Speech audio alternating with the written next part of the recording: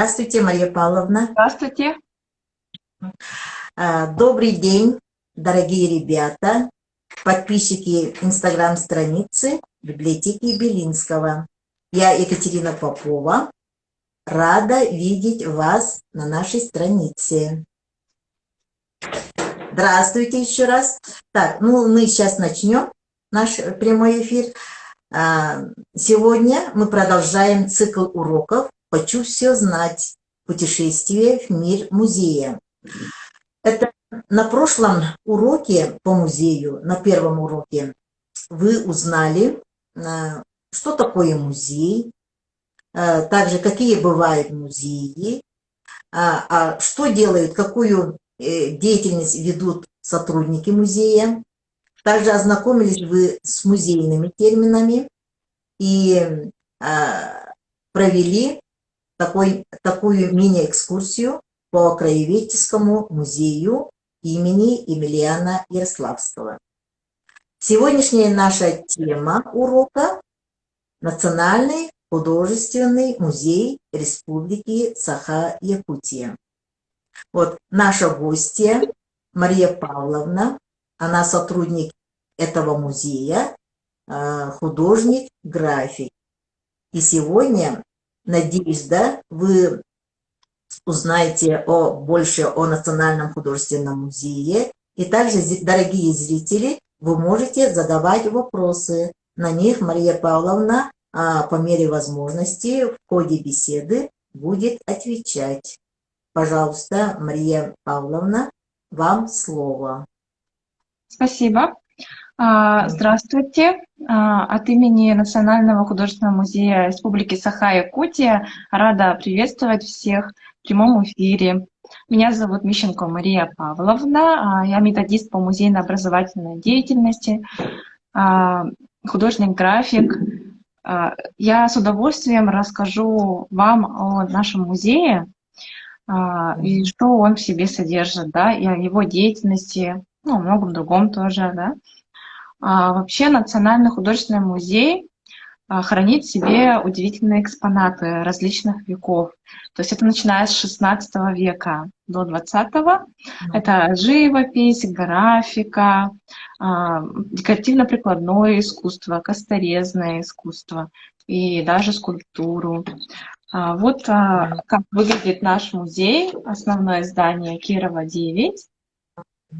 Что такое живопись? Тоже вот посмотрите, пожалуйста, какие у нас хранятся произведения. Это художник Осипов, видите, это Романов. Вот такие прекрасные картины там хранятся.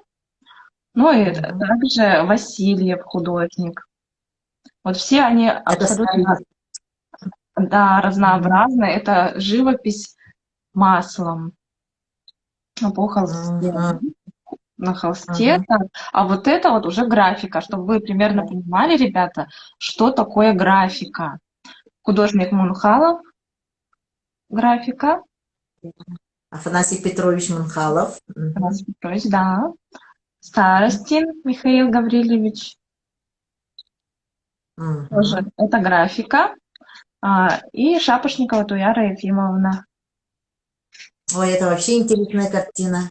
Да, и вот разнообразная тоже графика, видите, как она варьируется.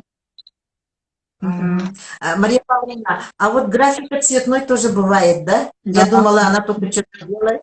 Нет, она разнообразная бывает. И вот когда приходите в музей, вам могут с удовольствием рассказать вообще, в чем отличие и проводить экскурсии. Вообще, давайте я вам расскажу, какая деятельность в нашем музее. У нас проводятся экскурсии для различных категорий возрастных, квест-игры, то есть даже без подготовки могут, например, детишки приходить и запрашивать квест-игру. Тоже очень интересно и познавательно. Также систематично работает детский музейный центр. И, конечно же, у нас регулярно проводятся занятия по рисованию для детей, мастер-классы и также для других возрастных категорий. Вот.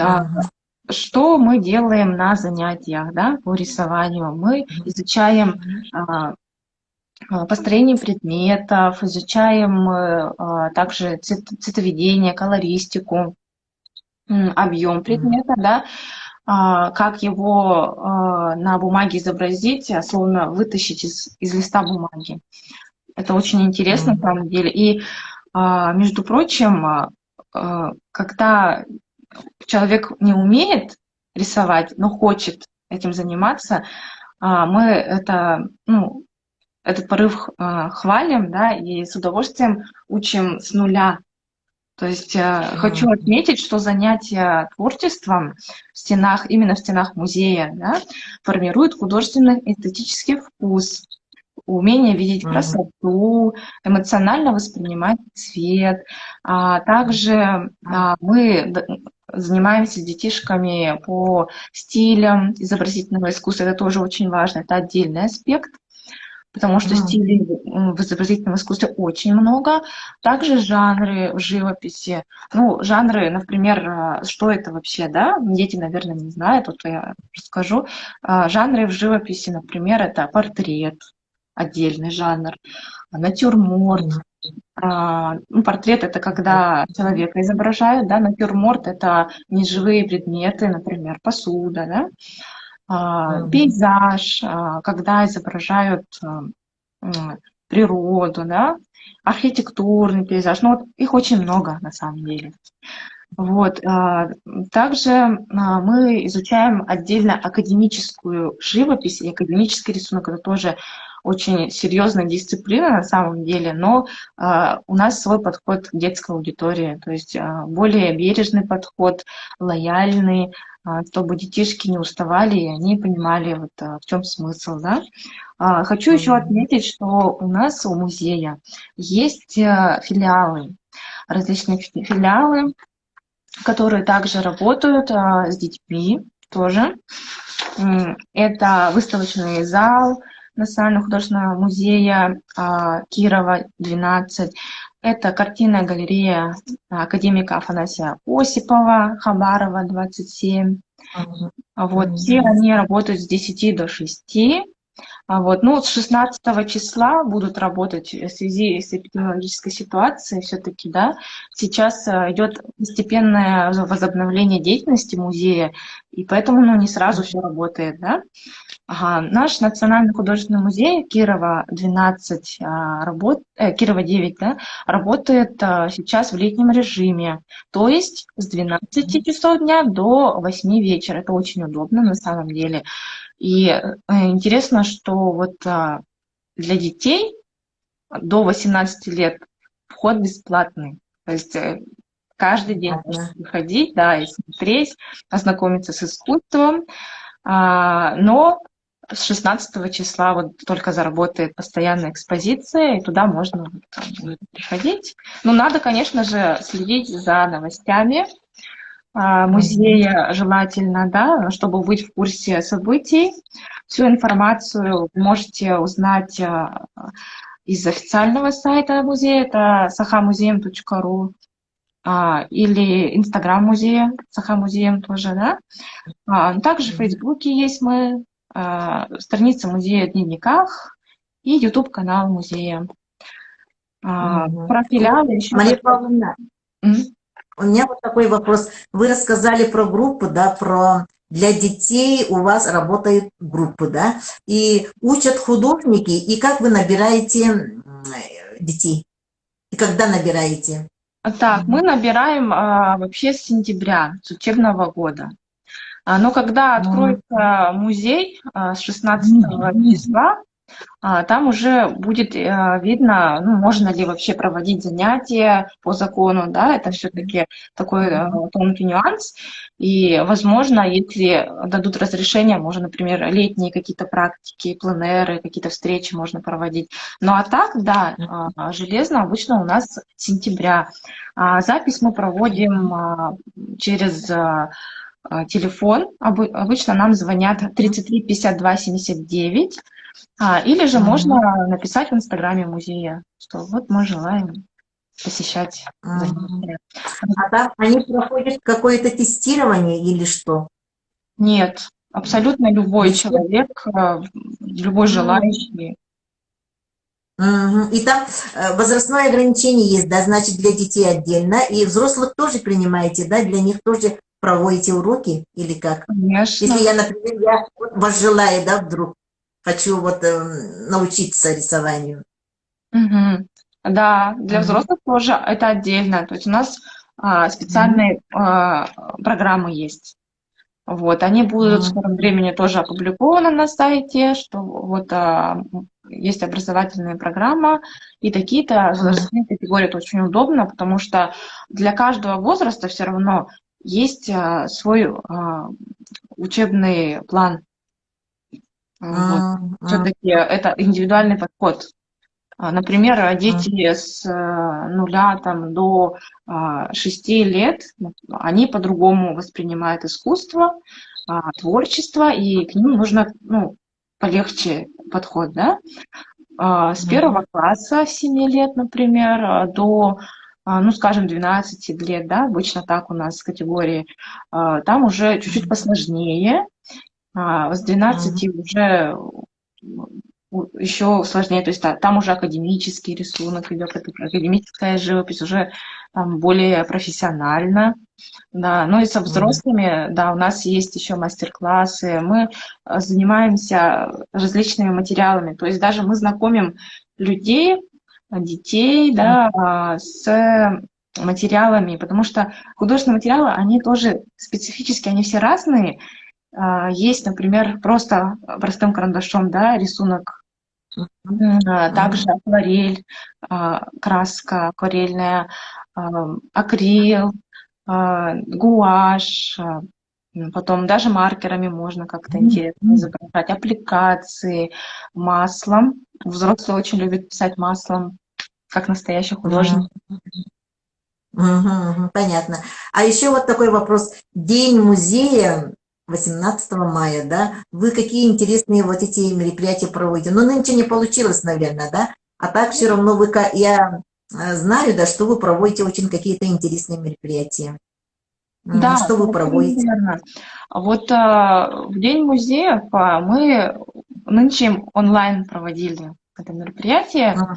и мы Мгм. предлагали различные онлайн-экскурсии, то есть онлайн-выставки, да, онлайн-мастер-классы обязательно, потому что каждый раз на День музеев все-таки там предполагают обширный спектр ну, различных таких услуг, можно сказать, музейных, да, для людей. Это, например, вот экскурсии, квест-игры, выставки доступные для всех, как и в реальности, так и онлайн-режиме, и, естественно, мастер-классы. Мастер-классы разнообразные могут быть. Мгм. Мгм. Понятно. Ну тогда еще раз вы повторите режим работы, да, с какого числа и до 12 лет это точно бесплатно, да?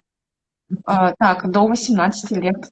С 18 лет До... только платно, а до 18 бесплатный вход. И режим работы, А, летний режим работы, вот хочу повториться, да, мгм. основного здания Кирова 9, это с Мгм. 12 часов дня до 8 вечера. Вот основное здание музея Кирова 9. Мгм. Мгм. А остальные ваши филиалы, они работают и будут работать или нет?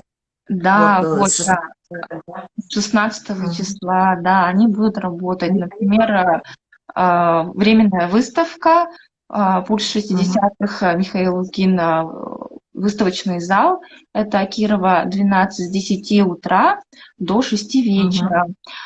И картинная Мгм. галерея академика Афанасия Осипова, Хабарова 27, также с 10 утра до 6 вечера. И Лермонтова 31/2Б, это дом художника, нынче филиал открылся. Мгм. Тоже там также с Мгм. 10 до 6. Мгм. Мгм. Так, еще вот я что хотела спросить, да, у вас еще проводятся, кроме вот экскурсий, да, какие-то интересные вот концерты и встречи бывают, да, я была, например, вот на Да, концерте Альбины Борисовой, но это несколько лет назад было, это сейчас практикуется тоже, да? да, Мгм. конечно.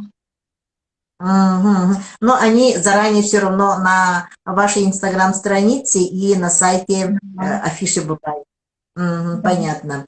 Так, и еще вот последний вопрос, я что хотела спросить, вот где учат, вот, ну, работаете все художники, наверное, да, в музее? С Нет, образованием художника? нет, Нет? разные. Да. Разные, понятно. Я вот, И хотела спросить, да, вот работники, на работников музея, вот где учатся, и вот, например, вы где учились, как вот на художника? Это я интересно, наверное, для детей тоже. Мгм. Да, я училась в Арктическом государственном институте культуры и искусств. Это вот на Орджоникидзе. Там я проучилась 6 лет на художника-графика, высшее образование, и сразу же пошла работать в музей. Я бы хотела воспользоваться случаем, да, представить книгу «Сказки русского устья», которую я проиллюстрировала. Дело в том, что мы, ну, Мгм. сотрудники музея, да, мы не только занимаемся вот чисто музейными делами, да, мы еще саморазвиваемся. Мгм. Вот я как художник-график проиллюстрировала эту книгу в 2019 году, то есть в прошлом году. Один экземпляр я подарила музею нашему. Эта Мгм. книга предназначена для детей младшего и среднего возраста. То есть тут разнообразные Мария иллюстрации. Павловна, а где издавалась книга? В каком издательстве? Вообще мы эту книгу издавали в Inspire, издательский центр. Это Красноярск, да, Понятно. м, ага. Ну, издание вообще выполнено на средства гранта главы городского округа Якутск, выигранного Мгм. русской общиной РСЯ. Да. Мгм. Мгм. Мгм. Я просто как Мгм. художник-график иллюстрировала книгу. Хорошо. А эта книга для детей или для взрослых? Для детей, да? Для детей среднего Мгм. и младшего возраста, ну и для всех тех, кто интересуется русским устьем, вообще этим далеким краем. Очень интересная такая Мгм. книга. Мгм. Мгм. Понятно. А вот на Мгм. музейщиков, да, чтобы стать, вот, как Ну, сказать, да, работником музея, да, где учат вот их? Где их учат, вот, в каких учебных заведениях учат, чтобы, ну, стать работником музея? Слышно, да? связь ну, прерывается, но я поняла, что Ну, ну, понятно. вопрос, Ага. да. Вот на А, работников музея, вот, где учат? Ну, На работников. вот я, получается, с сотрудниками, ну, разговаривала, да, и у всех Мгм. разная специфика, разные образования, да, у кого-то историческое, да, тоже очень А, интересно, у кого-то вот мгм. художественное, тоже, Мгм. ну, вот я, например, начинала с экскурсовода. То есть я пошла в музей с дипломом сразу же, художник-график, вот я хочу у вас работать. Мне говорят, ну, есть вакансия экскурсовод, да. Я начинала, ну, Мгм. с базы, да, только именно экскурсовод, и Мгм. училась вести экскурсии, знакомить людей с экспонатами, вообще с музеем, да. Ну, сейчас уже я методист по музейно-образовательной деятельности. Ага. И вот вопрос поступил, да? Стоимость вот занятий для детей и для взрослых спрашивают. Ну вот в прошлом году у нас была стоимость такая, да, 250 рублей. 250 рублей это за 1,5 часа занятия для детей. Ну, то есть они приходят, приносят, ну, краски, бумагу, например, и садимся и Мгм. работаем. Но вообще, Мгм. конечно же, желательно, да, уточнять прейскурант у Национального художественного музея, 33 52 79 телефон, да, потому что все-таки уже новый учебный год будет, может быть, какой-то другой регламент будет, ну, все равно это надо узнавать, конечно. Мгм. Понятно. Так, и вот в завершении, да, ваши пожелания вот детям. Ну, Я еще взрослые, наверное, есть. Мгм. Да, вот я бы хотела, да, сказать, мы с нетерпением ждем всех желающих, и детей, и взрослых, когда полноценно откроется Национальный художественный музей Республики Саха-Якутия, где вы можете узнать много нового о мире искусства как в теории, так и на практике. И, пожалуйста, подписывайтесь на Инстаграм музея, ну, чтобы вы были в курсе событий, происходящих в нем. И благодарю всех за внимание. Мгм. На этом мы, дорогие ребята, подписчики, на этом мы завершаем наш эфир. Большое спасибо, Мария Павловна, и желаю вам творческих успехов и, конечно, побольше посетителей, да? Так, дорогие ребята, зрители, значит, следующий урок по музею состоится с Марией Павловной 15 июля, традиционно тоже 12 часов дня. И следите за афишей, там будет тема следующего урока. Будьте здоровы, всего доброго, до встречи на следующем эфире. До свидания. До свидания. До свидания.